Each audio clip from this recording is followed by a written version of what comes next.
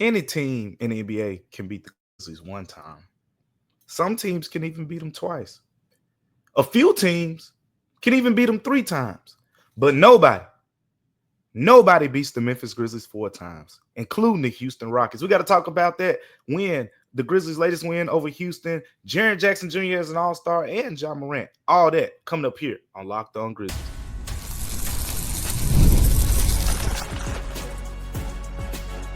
You are Locked On Grizzlies, your daily Memphis Grizzlies podcast, part of the Locked On Podcast Network, your team every day. What's going on, everyone, and welcome back to a Friday edition of Locked On Grizzlies, an afternoon edition of Locked On Grizzlies, depending on where you are. If you're on the West Coast, it's still a morning edition. Shout out to the Locked On Grizzlies fans on the West Coast. But wherever you're tuning from in Memphis, across the states, across the world, thank you for tuning in to Locked On Grizzlies with us on today. I'm Damichael Cole, beat writer for the Commercial Appeal right here in Memphis, Tennessee. We got a lot to talk about. It was a thrilling win. It was a fulfilling win.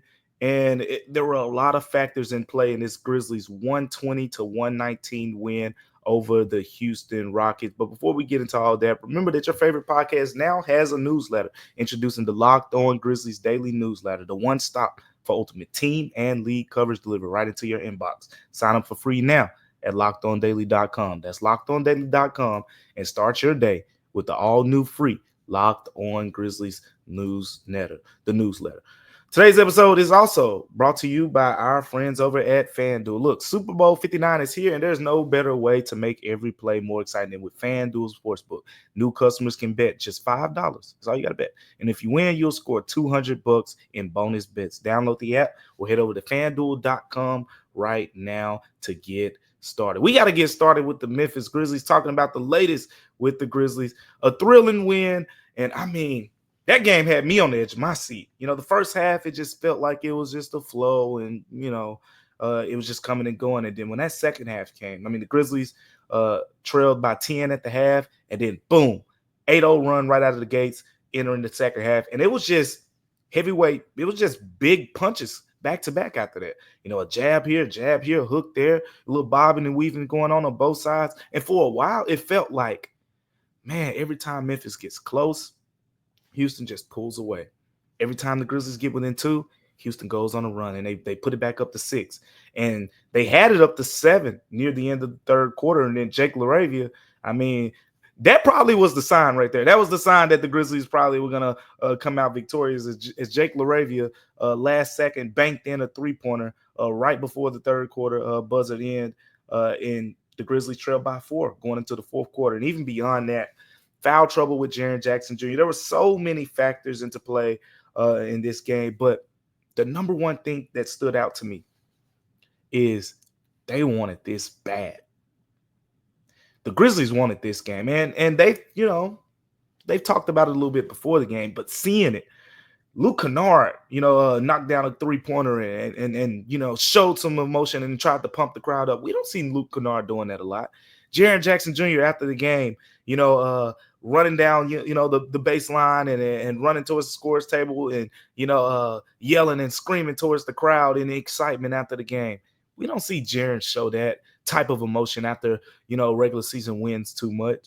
Taylor Jenkins, it's kind of becoming his signature when he likes to celebrate, when he kind of does the, I don't even know how to describe it, where he flexes. He drops his arms and he flexes and he lets out that big yell, that big scream. He did one of those after this game. And, I mean, in the locker room, I think I asked Luke Kennard about it, and he said, man, it was electric in the locker room after the game. A lot of good things happened for the Grizzlies in this game. Before we kind of break down the game, I want to explain one sequence. We got, information on what happened. And if you watch the game, there was the sequence with about 13 seconds left. And this was important because Taylor Jenkins, this kind of worked against him in the past. You talk about a coach learning from his previous mistakes. It's kind of wild how he was put in a similar position again and the way it played out. But you remember there was a couple games ago against the Houston Rockets where Taylor Jenkins basically called a timeout, and the Grizzlies looked like they had an advantage. Desmond Bane knocked down a three-pointer, and they lost that game. They lost that game because Houston fouled them right after that, and that was all she wrote. But this time, Desmond Bain said in the huddle, Desmond Bain told us after the game that Taylor Jenkins said in the huddle, we're not calling a timeout if we get this rebound. The Grizzlies were down one. It was about, I think, 20, 26, 27 seconds, 25.9 seconds, I believe is the exact number.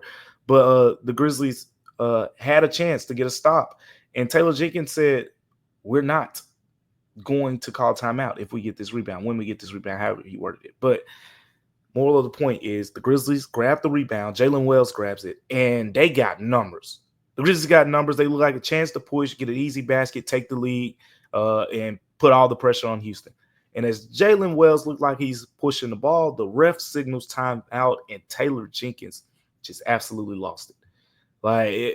I see Taylor Jenkins get fired up a lot. That was one of those moments. That was one of those moments where you figured the referees got something wrong, because Taylor Jenkins, he gets fired up a lot. And so we asked after the game. I was the pool reporter. I talked to the crew chief, Ben Taylor, and I asked him, what happened in that sequence. Before I answer that, Taylor Jenkins basically said after the game that he was yelling, "Go, go, go." Those were the words that he uttered.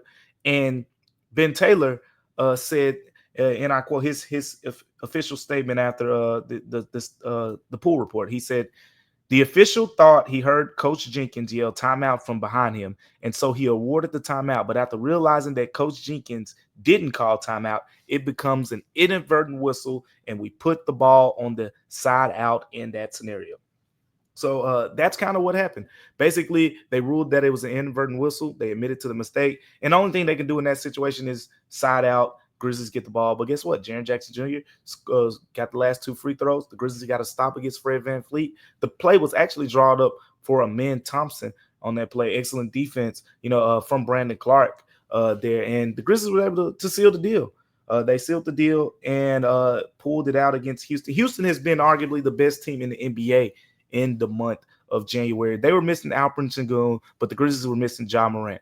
Look, if that isn't tilted in the Grizzlies' favor, I think it cancels out for what those two bring to the table. Alperen Sengun is an all-star. Ja Morant, when he's available and he's playing, the amount of games that people like to see for the all-stars, he would have probably been an all-star as well. So two very important players missing in this game, and that was that. But I want to touch on a couple points from this game. And one thing was, we got to shout out a couple guys. And one of those guys is Jalen Wells. If you just look at the numbers, that Jalen Green put up, you probably wouldn't understand. Because when the game ended, Jalen Green still put up his 25 points, right? He still made 5 3-pointers, but he shot 8 of 21 from the field. And he played 39 minutes. He was still positive overall. But Jalen Wells, in his 30 minutes on the floor, he was positive as well. I believe plus 10 in his 30 minutes. He had 11 points, 5 of 7. His 1 3-pointer, he was 1 of 3 on 3-pointers. That 1 3-pointer came after Houston made a big-time 3-pointer, silenced the Grizzlies crowd. Jalen Wells came back, responded with a 3-pointer, and that kind of got the crowd back into it. So he made 1 3, but it was a really important one. His defense has been crucial for this team this season. And it was, again, two guys, Santi Aldama and Luke Kennard. If you've been following us and our coverage and what we've been saying here on Locked On Grizzlies and several others, and even what the players have been saying. So shout out to the everydayers out there. But if you've been following along, a big theme of these Grizzlies and, the team as a whole, but more so with certain reserves is how they deal with physicality. Santi Aldama and Luke Kennard are the main two guys that come to mind when you have that conversation. How does Santi deal with physicality? You see Santi, we talked about it over the course of this month, had some really big games against some teams that aren't necessarily known as the most physical. And then he had some games against some teams that are much more physical where he wasn't as productive. So, you wondered how would he fare in this game. But Luke Kennard, I wondered about him too, because Luke Kennard has always said it himself. When he struggles, it's 9 times out of 10, it's because he's struggling to deal with physicality. He's got to match physicality, things like that. With Ja Morant being out, Luke Kennard jumped into the starting lineup. And I said, okay, this is perfect opportunity, right? Houston prides itself on physicality, and Luke Kennard brought it. Especially in the second half, he was probably one of the Grizzlies' most productive players in this game. Finished with 22 points. He was 9 of 15 shooting from the field. That's important to me because he was 3 of 6 on three-pointers. You take out three-pointers in this game, Luke Kennard was 6 of 9 inside the arc. How many times do we see that from Luke Kennard? A lot of times when you're watching Luke Kennard, it's a bunch of three-pointers. It's a bunch of three-pointers. He put the ball on the floor in this game, and he was aggressive. Only had 2 assists. I don't care about that because what that 6 of 9 on 2-point shots shows me, he matched their physicality. He said, "No, I'm not going to stay at the 3-point line, and no, I'm gonna drive the basketball. I'm going to force the referees to make some decisions, and I'm going to match the physicality of the Houston players." Luke Kennard did an excellent job of just that.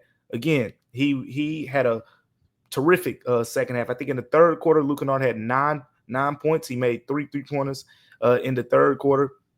And I think that was a big part of the Grizzlies kind of turning the tide, going from being down 10 to trailing by 4 at the end of the third, after being down 10 at the half. So Luke Kennard, Jalen Wells, really big performances from those guys. Santi Aldama as well coming out the bench. One guy we did not touch on much in the first segment, and that's kind of by design, was Jaren Jackson Jr. Jaren Jackson Jr. seen some good news. He's headed to the All-Star game for the second time. We're going to talk about that more and his performance against the Houston Rockets coming up here on Locked On Grizzlies. But before we get to that, today's episode is brought to you by TurboTax. Look, this is a message from our sponsor, Intuit TurboTax. Taxes was waiting and wondering and worrying if you were going to get any money back, and then waiting, wondering, and worrying some more. Now Taxes is matching with a TurboTax expert who can do your taxes as soon as today. An expert who gives your taxes their undivided attention as they work on your return while you get real-time updates on their progress so you can focus on your day. An expert will find you every deduction possible and file every form, every investment, everything with 100% accuracy. All so you can get the most money back guaranteed. No waiting, no wondering, no worries. Now, this is Texas. Get an expert now on TurboTax.com. Only available with TurboTax Live Full Service. It's real-time updates only in the iOS mobile app. See guarantee details at TurboTax.com/guarantees. Again, that's TurboTax.com/guarantees. Jaren Jackson Jr. is an all-star for the second time. Congratulations to the unicorn, as some people like to call him, the Black Panther, as others like to call him, whatever you refer to him as, just call him two-time all-star. Jaren, this was no surprise to me, especially knowing that the coaches, were going to factor into the voting, and it was all the head coaches in the NBA. If you listen to opposing head coaches talk about Jaren Jackson Jr., he's a headache, because they've always had to prepare for him defensively and what he brings to the table. He's the head of the snake on the defensive end. And now what he's doing offensively this year, last year, and now, this year he's winning games. Like, we're going to talk about how he pretty much won this game down the stretch. You got to account for him, and you got to account for him on both ends. He's become one of the more productive two-way forwards in the NBA, period. And I think that's putting it lightly. There's even more that you could say about Jaren Jackson Jr. as well. But Jaren Jackson Jr. played like the all-star that he is in this game against the Houston Rockets. There was some adversity for him throughout this game. He had to deal with foul trouble, and it came in waves. Jaren Jackson Jr. couldn't play a lot in the second half. Didn't get to play a lot in the second half. In that third quarter, he played 5 minutes. No points. 3 fouls.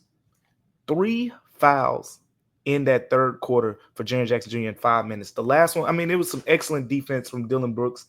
Dillon Brooks made him draw the charge. Dillon Brooks started chirping at him. Jaren Jackson Jr. goes to the bench. A little under, I think, 7 minutes left in the third quarter. So now he has 4 fouls going into the fourth. Taylor Jenkins trusts Jaren Jackson Jr. That is no secret. If you've been watching Jaren Jackson Jr. this season, you see it with your own eyes that the fouling is down. He's been more calculated with his risk. And quite frankly, he's just a smarter and more savvy defender. Like, that's just the evolution of a guy who now is in his 7th NBA season. But Jaren comes in, and I think it was a minute and a half into the fourth quarter, picks up a foul, checks out of the game. Desmond Bane checks in. And Desmond Bane, who, by the way, Desmond Bane played 40 minutes in this game. I'm pretty sure most people know this, especially in that fourth quarter. Like when he checked in, he didn't come out. 10 minutes and 44 seconds played in the fourth quarter for for Desmond Bane. So if you think Taylor Jenkins didn't really want this win, that stat probably says it more than anything with Desmond Bane playing 40 minutes. But Jaren would have been somewhere around there if it wasn't for the foul trouble. But even with that, I think when Jaren checked back into the game, the Grizzlies were down 8 in the fourth quarter. He had 9 points. He made all 3 of his field goal attempts.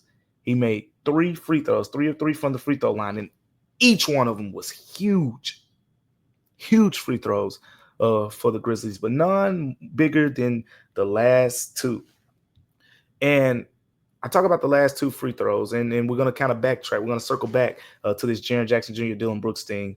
But they came, after that sequence that we talked about earlier where the inadvertent whistle, Taylor Jenkins, after the timeout, it's get the ball to Jaren time. They get the ball to Jaren Jackson Jr. Dillon Brooks has 5 fouls, so Jaren being smart and also being smart after the referee's just blown a call. I mean, the referee's probably got to give you a makeup call in that situation. Jaren drives into the chest of Dillon and was, a foul was called, and it was the right call, by the way. I'm not saying that, they awarded him foul because they missed the call, but it was smart on him to know that, hey, we got that in our back pocket. But Dillon Brooks definitely fouled him, brought his arms down. Jaren Jackson Jr., he's physical. And next thing you know, Dillon Brooks fouls out. Jaren Jackson Jr. goes to the free throw line, and I mean, he sinked them. It wasn't no rattling around the rim, hitting the back iron, bottoms. Both free throws, calm, cool, collected. He knocks him down. Grizzlies go up, get the stop him in Thompson from driving. He kicks it to Fred VanVleet. Grizzlies win the game. Now let's go a little bit deeper into this because we got to applaud Jaren Jackson Jr. for something that this is probably one of those situations where some people will say, oh, you don't applaud a duck for quacking or whatever the case may be. Look, Dillon Brooks was trying to get in Jaren's head all game long.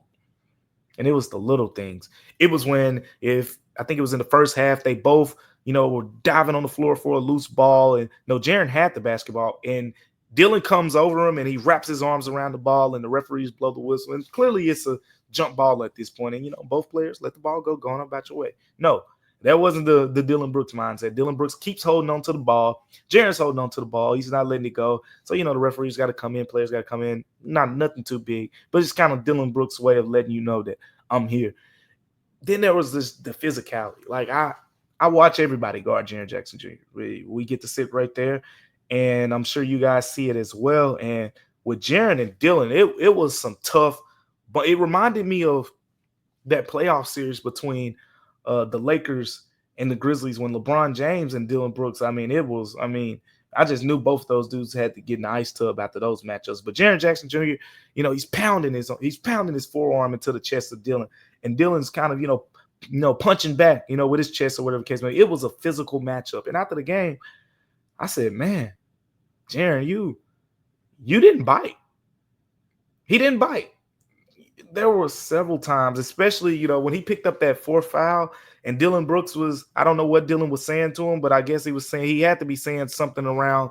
He probably was telling him to go to the bench or something because he's walking right up behind Jaren Jackson Jr. But Jaren kept his composure well. And that's why I think he was so expressive after the game, because it's building up, right? And you got to know how to kind of channel those things. And that's something Jaren's always been good at. He's never been, some type of hothead or anything like that. Jaren's always been good at controlling his emotions and knowing how to display them in a way. And that's kind of what he did in that sequence. But this was a terrific game from Desmond Bane, 24 points, 12 rebounds, 6 assists. This was a terrific game from Jaren Jackson Jr. as well, battling the foul trouble, playing 30 minutes, and still coming out of this game, 31 minutes, still coming out of this game, shooting 7 of 15 from the field. He knocked down a tray ball, 1 out of 4 over there. 21 points. He had a steal. Rebounding was a struggle a little bit. And, that was something that the Grizzlies overall, like I said, Desmond Bane had 12 boards, but it wasn't Zach Edey's best rebounding game. He only had 2. Steven Adams started in place of Alfred Sengun, and Steven Adams was a handful. I mean, Steven Adams did Steven Adams things that Grizzlies fans should be all too familiar with. And then Tari Eason as well. He had 12 rebounds for the Rockets, and I think 4 of those were offensive boards. So, look, the Rockets had some guy. I think Steven Adams had 7 offensive rebounds. So they had 19 as a team. But the Grizzlies persevered. Jaren didn't have a great rebounding game. He gave up a couple of those boards. Zach Edey gave up a couple of those boards. But at the end of the day, the Grizzlies pulled out the win. And that's pretty much all that matters in this case. Another thing that matters is Ja Morant. How's he doing? We expected him to play in this game in our last episode. Then he was downgraded and didn't play. We got to talk about Ja Morant, the latest there, everything around here coming up here next on Locked On Grizzlies. But before we talk about Ja Morant, today's episode is brought to you by our friends over at FanDuel. Look, Super Bowl 59 is here. It's one game, 2 teams, and endless possibilities. And there's no better way to make every play more exciting than FanDuel Sportsbook. Look, whether it's predicting who scores the first touchdown, who's going to be the MVP? Is it going to be Saquon? Is it going to be Patrick Mahomes? It's going to be a dark horse defender or something? Is it going to be, someone get a pick six or whatever it is? FanDuel makes it easy for you to get in on the action. With live betting all game long, you can adjust your bets as the game unfolds and feel the thrill from kickoff to the final whistle. Look, I don't know who I'm going to go with right now. I know everyone says, hey, don't bet against Patrick Mahomes.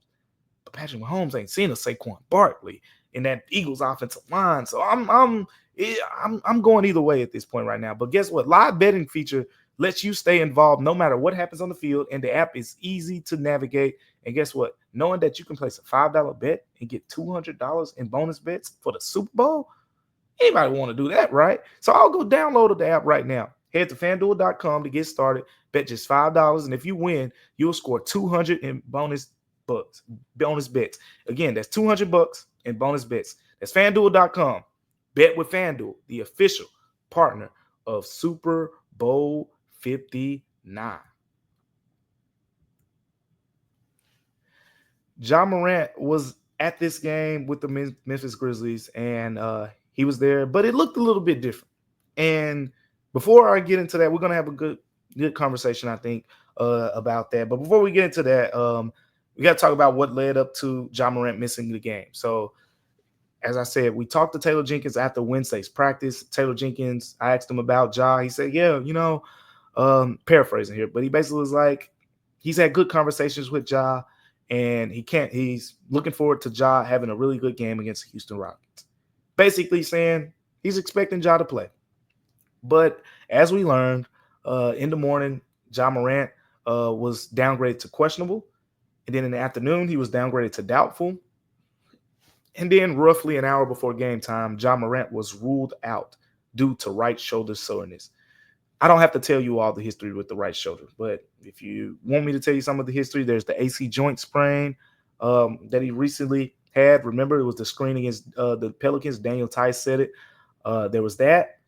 There was also, the surgery last season, right after playing 9 games. There was the surgery on his right shoulder that led to him missing the remainder of the season and recovering, needing all the way up to around July, I think it was, when he was finally fully cleared. So when you see right shoulder for Ja Morant, that ain't nothing to just brush off. That is something that you want to be mindful and careful with. So I know it's frustrating for everyone, because the reality is Ja Morant has not played more than 4 consecutive games at any point this season. The reality is that availability is probably why he didn't make the All-Star game. But at the end of the day, look, you want Ja to be peak health available for the playoffs. And as long as the Grizzlies can win these type of games against the Rockets, because now I know for sure that's the last 3. The Grizzlies are 13-7 overall. Ja's missed 20 games. They're 13-7 without Ja. So they're holding the fort down when he's not playing. But now let's get into this game and some particulars here. And if you were watching the game, if you were at the game, you saw Ja sitting on the bench. He was on the second row. He had on like the little ski mask. He had on I think he had on a hoodie. And I'll say from my viewpoint, he did not look as engaged as we're used to seeing Ja Morant being. And what I mean by that is, I'm not saying he wasn't engaged and he was out of it. He was the last player to wait for Jaren Jackson Jr. after his interview in this game. After Jaren Jackson Jr. did his post-game interview, Ja Morant was the last one to wait for him. They did their handshake. They both went to the locker room. He clapped for teammates in certain situations and things like that. But it was different. I've pretty much seen every Grizzlies game. I've seen Ja Morant on the bench, when guys make three-pointers, doing all the signals and celebrations and tapping them, on the back when they're running up the floor and things like that, or talking trash to the opponents, when they're near the Grizzlies bench and things like that. I've seen Ja do all those things as a testament to how engaged he is. And the other player that comes to mind with that perspective is Marcus Smart. Marcus Smart was super engaged in his game. Cam Spencer, who was the only other player sitting on the second row with the Grizzlies, because Ja Morant usually sitting on the first row with the guys, sitting on the second row this time. Cam Spencer also sat in the second row.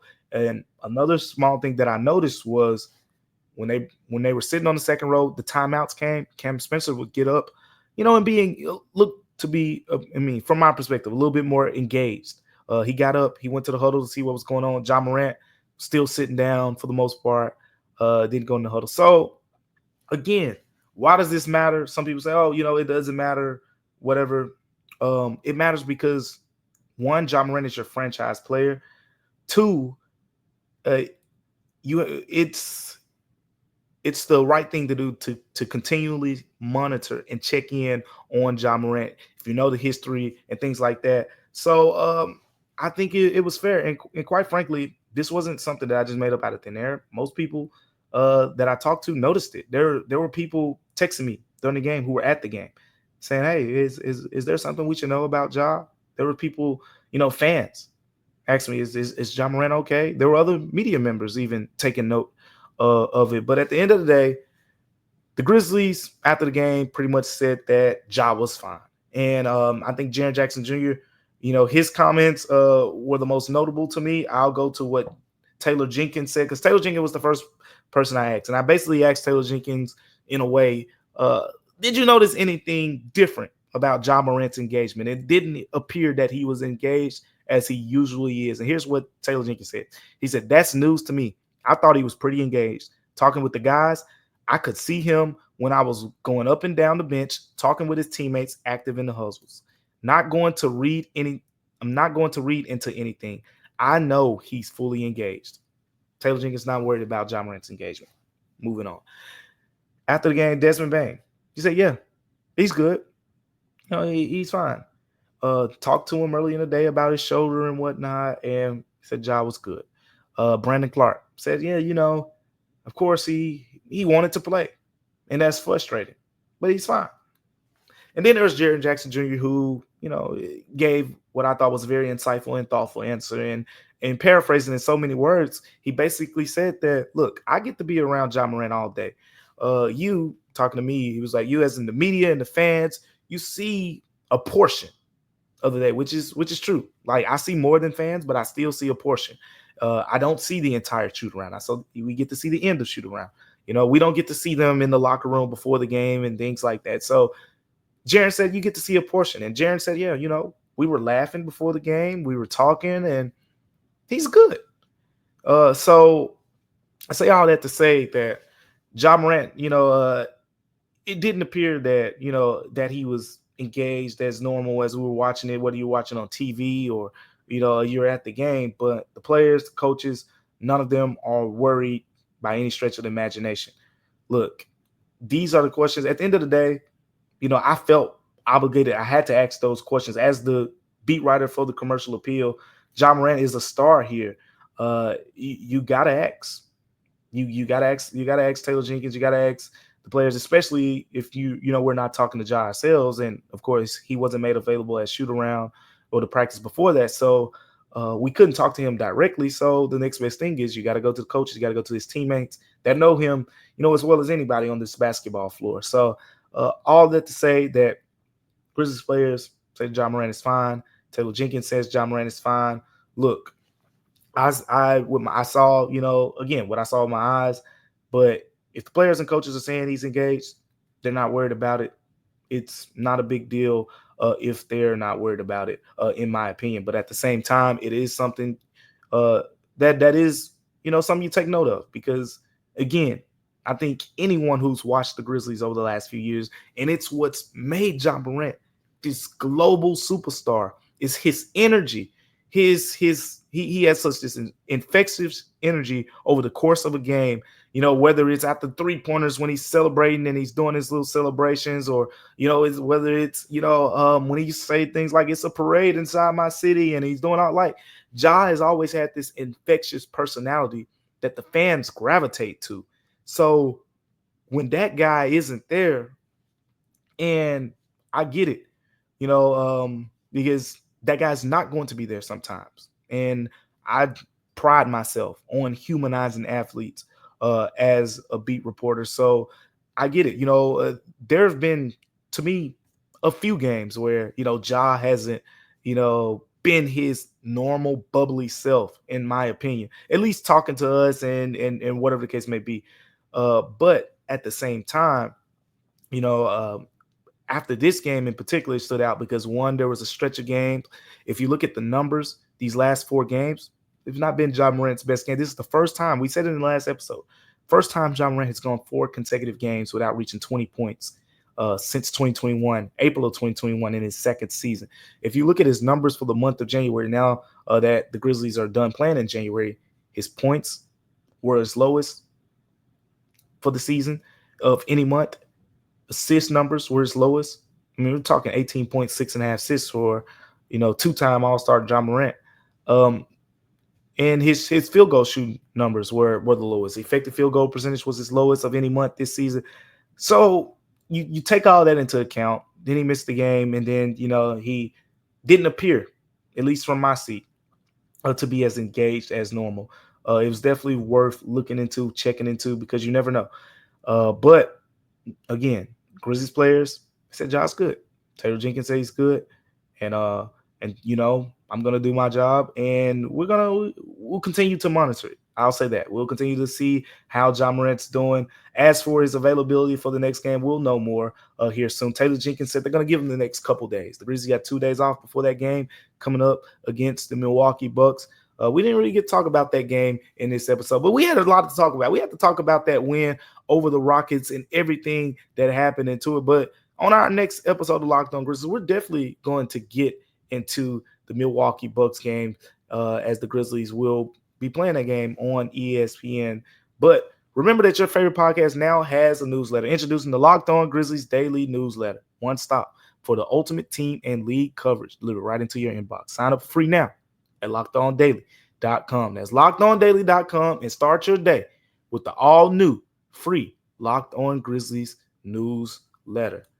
Well, there you have it for today's episode of Locked On Grizzlies. As I said a little bit earlier, on the next edition of Locked On Grizzlies, it's going to be just me again. Joe Monak's going to get another day off, and we're going to break down the Grizzlies Bucks ESPN game, another national televised game for the Grizzlies. Will Ja Morant be available? That's the question mark.